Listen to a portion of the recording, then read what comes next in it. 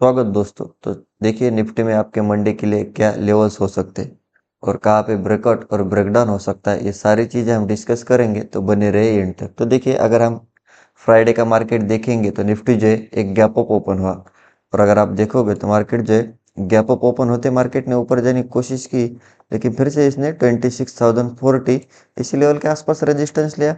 Resistance लेते market नीचे आया, नीचे आने के बाद फिर से जो है मार्केट ने 25,960 इस लेवल के आसपास सपोर्ट लिया, यहाँ पर कंसोलिडेशन किया, और कंसोलिडेशन करने के बाद फिर से थोड़ा बहुत ब्रेकआउट निफ्टी में हमें देखने को मिला, जो कि मार्केट ने जो है फिर से 26,000 के ऊपर क्लोजिंग दी, और उसके बाद एक साइडवेज टू कंसोलिडेशन मोमेंटम में मार्केट ने ट्रेड किया।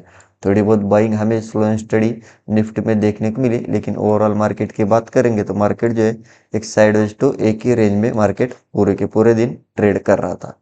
तो देखिए अभी मंडे के लिए निफ्टी में आपके क्या लेवल्स हो सकते हैं। तो मार्केट अगर फ्लैट ओपन हुआ और फिर से अगर आपको निफ्टी में बाय में जाना है तो मार्केट फ्लैट ओपन हुआ और फिर से ये जो लेवल है लगभग 25,050, तो मार्केट फ्लैट ओपन हुआ 26,050, इसके ऊपर अगर प्रॉपर कैंडल क्लोज कर गए तो फिर आप एक स्टॉप लॉस से बाय में जा सकते हैं। फिर आपको ऊपर में पहला टारगेट जो मिलेगा वो मिलेगा 26,120, और मार्केट अगर 120 के ऊपर भी निकला तो ये कोशिश करेगा सीधा 26,200 के आसपास जाने के लिए, जहां से ये सीलिंग स्टार्ट हुई थी। और मार्केट अगर 200 के ऊपर अगर निकला तो फिर आपको एक अच्छी खासी शॉर्ट कवरिंग और फ्रेश बाइंग निफ्टी में देखने को मिल सकती है, जो कि टारगेट रहेगा 300 और 400। और देखिए अगर आपको निफ्टी में सेल में जाना है, मार्केट फ्लैट ओपन हुआ और फिर से अगर 26,000 जो कि एक हमारा राउंड लेवल और साइकोलॉजिकल नंबर है, इसके नीचे अगर प्रॉपर कैंडल क्लोज कर गए तो आप स्कैल्पिंग के लिए सेलिंग साइड में जा सकते हैं। फिर आपको नीचे में पहला जो टारगेट मिलेगा वो मिलेगा सीधा 25,950, और 950 के नीचे अगर मार्केट निकला तो कोशिश करेगा 900 के आसपास आने के लिए। तो हो सकता है ये जो गैप अप हुआ था मार्केट एक गैप फिल कर सकता है, और जब भी मार्केट गैप फिल करता है अपने आप में सपोर्ट और रेजिस्टेंस का काम करता है। तो मार्केट अगर गैप फिल करने के बाद फिर से अगर यहाँ पर बायर से एक्टिवेट होकर मार्केट को ऊपर ले जा रहे तो आप बाय एंड डिप कर सकते हैं। और मार्केट अगर 900 के नीचे अगर निकला तो फिर आपको एक अच्छी खासी सीलिंग निफ्टी में देखने को मिल सकती है, जो कि टारगेट रहेगा 800, और 800 के फिर से नीचे कोशिश करेगा 700 तक जाने के लिए। और देखिए अगर निफ्टी में बहुत बड़ा गैप अप ओपन हुआ, जैसे कि 26,100, 200, और फिर से मार्केट अगर पुल बैक लेके ऊपर जा रहा है तो आप बाय में जा सकते। अगर बहुत बड़ा गैप डाउन ओपन हुआ 25,900 के नीचे और फिर से मार्केट रेजिस्टेंस लेके नीचे जा रहा है तो आप सेल ऑन राइज कर सकते। और हम डेली टाइम फ्रेम पे अगर निफ्टी को देखेंगे तो देखिए निफ्टी ने जो है डेली टाइम फ्रेम पे एक ब्रेकआउट कैंडल दी है। कहीं ना कहीं अगर आप यहाँ पर ठीक से देखोगे तो मार्केट जो है 3 दिन से एक ही रेंज में ट्रेड कर रहा था, ना इसके ऊपर निकल रहा था ना इसके नीचे निकल रहा था। कहीं ना कहीं मार्केट जो है अब इस रेंज के ऊपर निकला है, तो मार्केट ने अभी ब्रेकआउट दिए।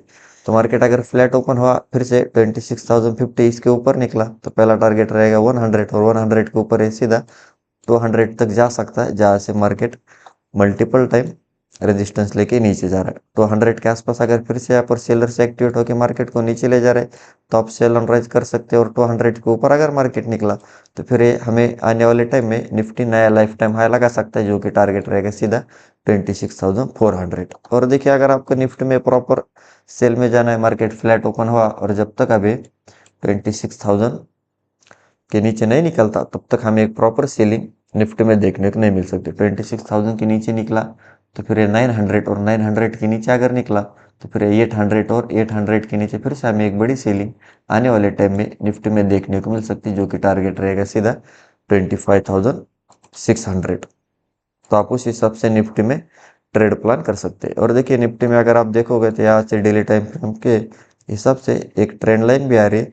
तो मार्केट अगर इस ट्रेंड लाइन के ऊपर भी निकला तो भी हमें एक अच्छी खासी फ्रेश बाइंग निफ्टी में देखने को मिल सकती है, जो कि ये टारगेट फिर से निकल के आ रहा है 200 के आसपास। तो कहीं ना कहीं बाइंग साइड में ही ज़्यादा ट्रेड सेटअप निफ्टी में देखने को मिल रहे हैं। तो चलिए अब हम बैंक निफ्टी देखते हैं।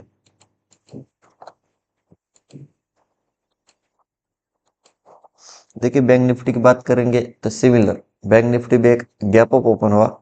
गैप अप ओपन होते मार्केट ने जो है ऊपर जाने की कोशिश की, ऊपर में 59,500 जहाँ से सेलिंग स्टार्ट हुई थी लगभग उसी लेवल के आसपास मार्केट ने रेजिस्टेंस लिया।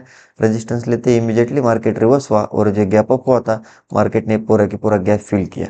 और गैप फिल करने के बाद जैसे कि हमने बताया, मार्केट जब भी गैप फिल करता है अपने आप में सपोर्ट और रेजिस्टेंस का काम करता है। एग्जैक्ट मार्केट ने 300 250 के आसपास एक दो कैंडल कंसोलिडेशन किया।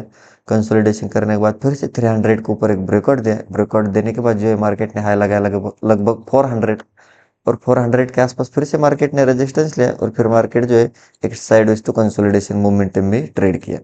तो देखिए अभी बैंक निफ्टी में मंडे के दिन क्या हो सकता है। अगर बैंक निफ्टी फ्लैट ओपन हुआ और फिर से अगर आपको बैंक निफ्टी में बाय में जाना है तो मार्केट अगर फ्लैट ओपन होने के बाद 59,400 इसके ऊपर अगर प्रॉपर कैंडल क्लोज कर गई तो फिर आप एक स्टॉप लॉस से बाय में जा सकते। फिर आपको ऊपर में पहला टारगेट मिलेगा 59,500, और 500 के ऊपर अगर मार्केट निकला तो फिर एक कोशिश करेगा 600 के आसपास जाने के लिए, और 600 के ऊपर अगर मार्केट निकला तो फिर आपको एक अच्छी खासी वन साइड बाइंग निफ्टी में देखने को, बैंक निफ्टी में देखने को मिल सकती है, जो कि टारगेट रहेगा सीधा 59,800, और 800 के ऊपर अगर निकला तो ये कोशिश करेगा 16,000 के आसपास जाने के लिए। तो आप उस हिसाब से ट्रेड प्लान कर सकते हैं। और देखिए अगर आपको बैंक निफ्टी में सेल में जाना है, मार्केट फ्लैट ओपन हुआ और जब तक अभी 59,300 इसके नीचे प्रॉपर कैंडल क्लोज नहीं करती तब तक आप सेलिंग का मत सोचिए, वरना आप ट्रैप हो सकते।